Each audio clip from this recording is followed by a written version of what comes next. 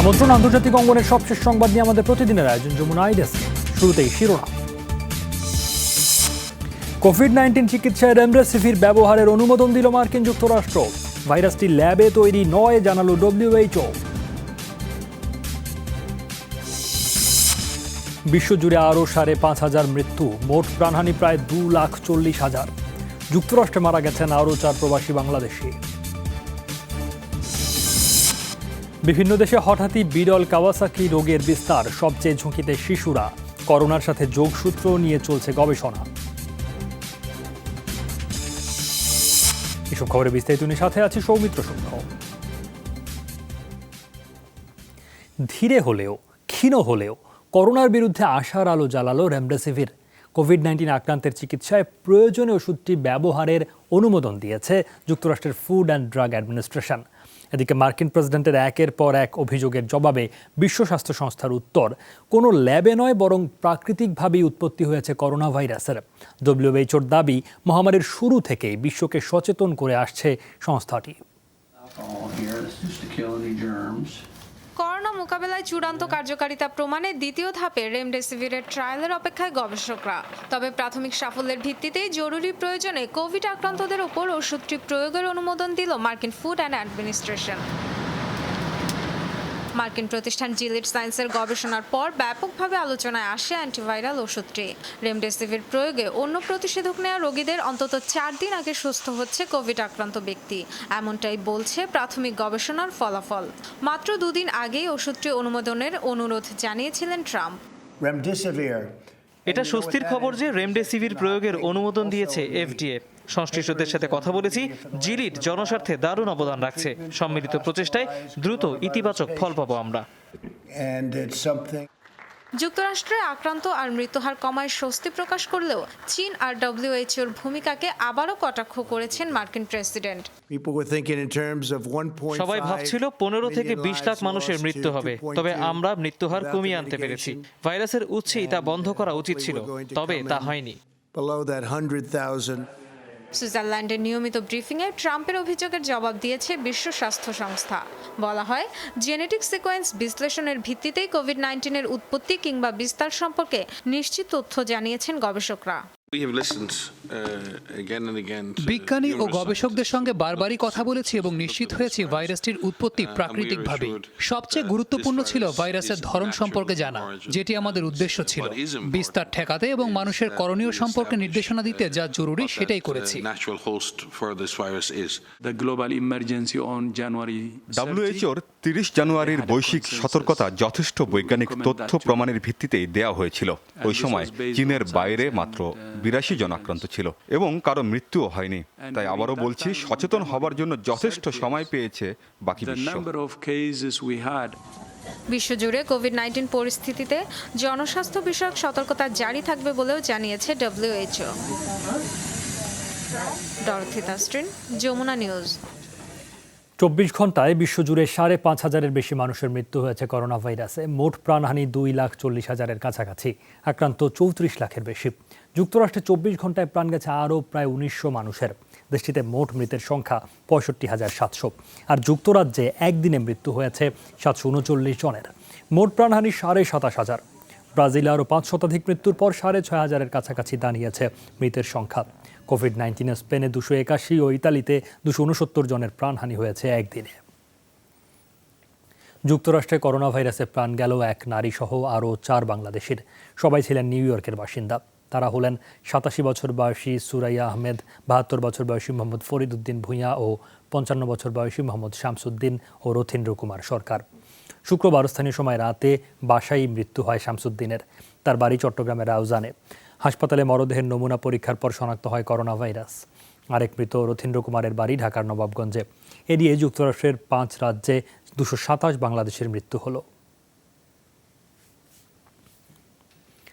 Corona virus প্রকোপের মধ্যেই নতুন ঝুঁকিতে শিশুরা। মহামারীতে বিপর্যস্ত দেশগুলোয় হঠাৎই বেড়েছে বিরল কাওয়াসাকি রোগের বিস্তার। আক্রান্ত শিশুদের প্রায় সবাই কোভিড-19 পজিটিভ। উপসর্গে মিল থাকায় কঠিন হচ্ছে রোগ শনাক্তকরণ, বাড়ছে মৃত্যু ঝুঁকি। করোনা ও কাওয়াসাকির মধ্যে যোগসূত্র খতিয়ে দেখতে এরই মধ্যে গবেষণা শুরু করেছে যুক্তরাষ্ট্র, ব্রিটেন সহ 6 দেশ।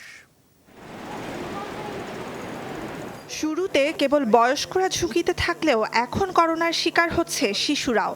উদ্বেগের বিষয় হলো কোভিড-19 আক্রান্ত অনেক শিশুর মধ্যেই দেখা দিচ্ছে বিরল কাওয়াসাকি ডিজিজ সিনড্রোম। ইতালি সহ করোনার হটস্পট প্রায় সব দেশেই হঠাৎ বেড়েছে কাওয়াসাকি ডিজিজের প্রকোপ। এর সাথে কোভিড-19 সম্ভাব্য যোগসূত্র ভাবাচ্ছে চিকিৎসকদের। করোনা আক্রান্ত হলে শিশুদের ক্ষেত্রে সুস্থতার সম্ভাবনা অনেক বেশি, কিন্তু কাওয়াসাকির জটিলতায় বাড়ছে মৃত্যু ঝুঁকি। সাধারণত 2 বছরের কম বয়সীদের মধ্যে এ রোগ প্রকট হয়। কিছুদিন ধরে এ ধরনের শিশু রোগী অস্বাভাবিক বেড়ে গেছে। রক্তনালী প্রসারিত হওয়ার বিপজ্জনক যে উপসর্গ এ রোগে দেখা দেয়, যে জন্য শিশুর প্রাণও যেতে পারে, সে উপসর্গ এসব ক্ষেত্রে বেশ দৃশ্যমান। কাওয়াসাকি রোগে 5 দিন বা তারও বেশি সময় তীব্র জ্বরে ভোগে শিশু। সারা শরীরে র্যাশের পাশাপাশি গলা ফুলে যাওয়া আর ব্যথাও আছে উপসর্গের তালিকায়। এমনি ঠিকঠাক থাকলেও যে কোনো মুহূর্তে রক্তচাপ অত্যাধিক বেড়ে কিংবা কমে শকে চলে যেতে পারে শিশুরা। ক্ষতিগ্রস্ত হতে পারে রক্তনালী, হৃৎপিণ্ড সহ অন্যান্য অঙ্গ প্রত্যঙ্গ। শিশুদের মধ্যে বিরল যে উপসর্গটি ইদানিং দেখা দিচ্ছে, সে ব্যাপারে সারা দেশে বিশেষজ্ঞ চিকিৎসকদের বার্তা দেওয়া হয়েছে। কিছু শিশু এমনও পেয়েছি যারা কোনো স্বাস্থ্য জটিলতায় ভুগছিল না, কিন্তু মারা গেছে। তারা সংখ্যায় কম হলেও বিষয়টি চিন্তার। এর সাথে কোভিড-19 যোগসূত্র বুঝতে গবেষণা চলছে।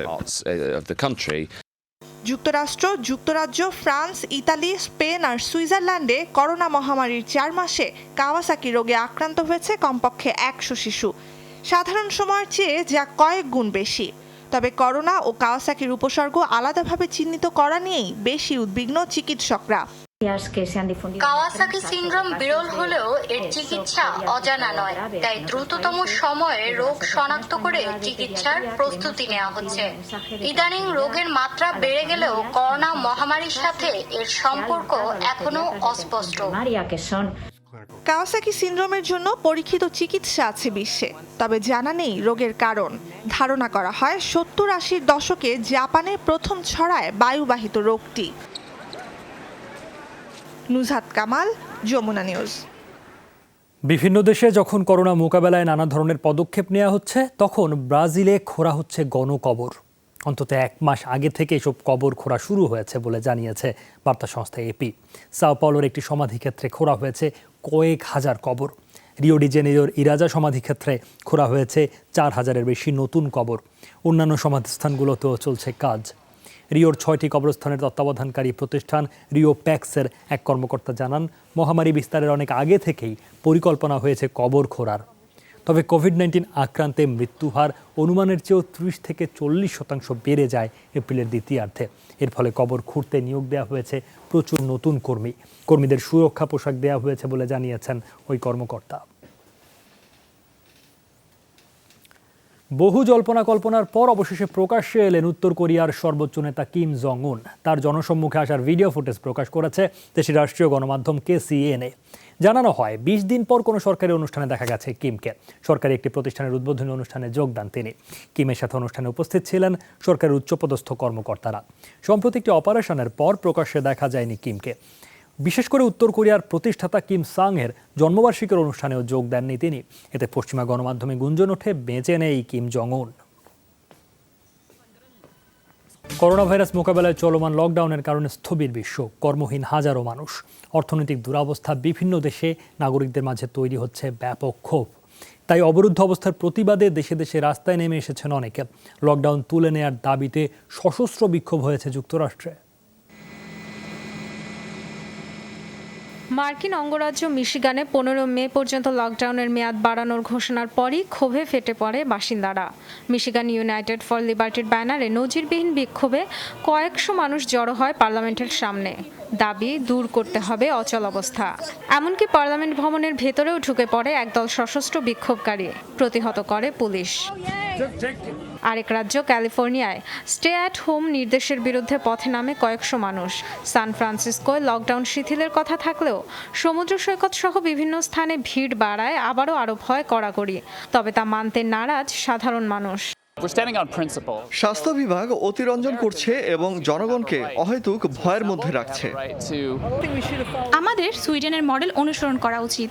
সামাজিক দূরত্ব, পরিচ্ছন্নতার সাধারণ কিছু নিয়ম মেনে চললেই নিরাপদ থাকা সম্ভব। এখন যেভাবে চলছে তাতে ভবিষ্যতে ভাইরাসের চেয়ে বেশি ক্ষতি হচ্ছে। কেবল করোনা ভাইরাসেই মানুষ মরছে না, হার্ট, কিডনির সমস্যা, ডায়াবেটিস সহ আরও বহু রোগে ভুগছে মানুষ। তারা যে চিকিৎসা পাচ্ছে না সেটা কেউ খেয়ালই করছে না। একই চিত্র ইলিনয়, জর্জিয়া, নিউ ইয়র্ক সহ যুক্তরাষ্ট্রের বেশ কয়েকটি অঙ্গরাজ্যে। নিউ ইয়র্কের লং আইল্যান্ডে গাড়ি নিয়ে মেগা র্যালিতে অংশ নেন লকডাউন বিরোধীরা। অবরুদ্ধ আর কর্মহীন ইউরোপের বহু মানুষ, তাই ঘরে থাকার নির্দেশ তুলে নেয়ার দাবিতে পথে নেমেছে অস্ট্রিয়া, জার্মানি, চেক রিপাবলিকের বাসিন্দারাও। বার্লিনে বেশ কয়েকজন বিক্ষোভকারীকে আটক করে পুলিশ। নতুন ভ্যাকসিন আবিষ্কার না হওয়া পর্যন্ত কি ঘরে বসে থাকতে হবে? অর্থনৈতিক সহায়তা নেই, প্রণোদনা নেই, আমরা কিভাবে ঘরে বসে থাকব? সরকারের লকডাউনের বিরুদ্ধে বিক্ষোভ হয়েছে দক্ষিণ আফ্রিকা, মেক্সিকো আর লেবাননেও। ডরথি তাসরিন, যমুনা নিউজ। ভারতে 17 মে পর্যন্ত লকডাউনের সময়সীমা বাড়ালো নরেন্দ্র মোদী সরকার। গতকাল দেয়া হয় এই ঘোষণা। স্বরাষ্ট্র মন্ত্রণালয়ের বিবৃতিতে তৃতীয় দফায় 14 দিন অর্থাৎ 17 মে পর্যন্ত লকডাউনের সময়সীমা বাড়ানোর সিদ্ধান্ত জানানো হয়। সোমবার থেকে শর্ত সাপেক্ষে একাধিক ছাড়ের ঘোষণাও দেয়া হয়েছে। অর্থনৈতিক কর্মকাণ্ডে গতি আনতে কূটনৈতিক গ্রিন জোন এবং সংক্রমণ কিছুটা কম এমন অরেঞ্জ ও রেড জোনে শর্ত সাপেক্ষে শিথিল করা হয়েছে বিধিনিষেধ। তবে রেড জোনের ব্যাপারে এখনও প্রশ্নবিদ্ধ সরকার। প্রত্যেক রাজ্যেই বহাল রাত্রিকালীন কারফিউ। ষাটোর্ধ্ব ব্যক্তি, শিশু এবং অন্তঃসত্ত্বা নারীদের জরুরি প্রয়োজন ছাড়া ঘরের বাইরে যাওয়া নিষেধ। বন্ধ সব ধরনের যান চলাচল। ভারতে করোনা ভাইরাসে প্রাণ হারিয়েছেন 1200-র বেশি, আক্রান্ত 37,000-এর অধিক মানুষ। কেন্দ্র সরকার নে আজ 2 হফতে করোনা ভাইরাসের বিস্তার মোকাবেলায় কেন্দ্রীয় সরকার আরও 2 সপ্তাহের জন্য বাড়িয়েছে লকডাউনের সময়সীমা। তবে অর্থনৈতিক গতিশীলতা ফেরাতে গ্রিন ও অরেঞ্জ জোনে শিথিল করা হয়েছে বিধিনিষেধ। যে কোনো মূল্যে প্রাণঘাতী এই মহামারীকে আমরা হারাতে চাই। গ্রিন জোন অরেঞ্জ জোন মে বিশ্বজুড়ে অনেকটা নীরবেই পালিত হলো মহান মে দিবস। এবছর করোনার কারণে শ্রমজীবী মানুষের অধিকার রক্ষায় শোভাযাত্রা না থাকলেও বিভিন্ন দেশে সীমিত পরিসরে হয়েছে বিক্ষোভ। মে দিবসের সকালেই আর্জেন্টিনায় বের করা হয় র্যালি। এবছর করোনায় সবকিছু বন্ধ থাকায় শ্রমিকদের খাদ্য এবং মাস্ক, স্যানিটাইজারের মতো সুরক্ষা সামগ্রী দেওয়ার দাবি জানানো হয়। শ্রমিকরা বলেন, খাদ্য নিশ্চয়তা ছাড়া কোনোভাবেই কোয়ারেন্টাইন মেনে চলা সম্ভব নয়। এদিকে চিলিতে অধিকার আদায়ের দাবিতে রাস্তায় নামা শ্রমিকদের সাথে সংঘর্ষ হয়েছে নিরাপত্তা বাহিনীর। এ সময় আটক করা হয় বেশ কয়েকজনকে। সীমিত পরিসরে র্যালি হয়েছে যুক্তরাষ্ট্র, অস্ট্রিয়া সহ বিশ্বের বিভিন্ন দেশে।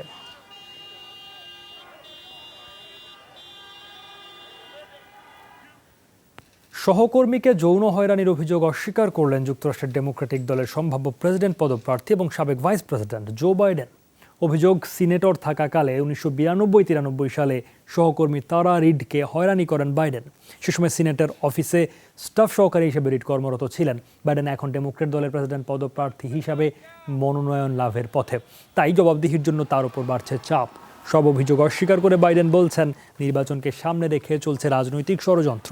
নভেম্বরে অনুষ্ঠেয় মার্কিন প্রেসিডেন্ট নির্বাচনে ডোনাল্ড ট্রাম্পের বিরুদ্ধে লড়বেন জো বাইডেন। ট্রাম্পের বিরুদ্ধে এখন পর্যন্ত 25টি নারী কেলেঙ্কারির অভিযোগ থাকলেও বাইডেনের বিরুদ্ধে এমন রটনা এটাই প্রথম। 27 years ago আমার বিরুদ্ধে যৌন হয়রানির যে অভিযোগ আনা হয়েছে সেটা পুরোপুরি মিথ্যা। অকপটে বলতে পারি, কখনোই এ ধরনের ঘটনা ঘটেনি। প্রায় 27 বছর আগে কাজ করতেন তারা রিড। তিনি কারো প্ররোচনায় এ অভিযোগ তুলেছেন। কারণ নির্বাচনী প্রচারণার সাথে যুক্ত প্রত্যেকটি মানুষ জানেন জো বাইডেন কেমন মানুষ। নির্বাচন যত এগিয়ে আসবে বাড়বে ব্যক্তিগত আক্রমণ। আমি সেসব মোকাবেলায় প্রস্তুত। করোনা সতর্কতায় বদলে গেছে মানুষের দৈনন্দিন অভ্যাস আর জীবনযাত্রা। জীবাণুমুক্ত থাকতে রয়েছে পরিচ্ছন্নতার তাগিদ।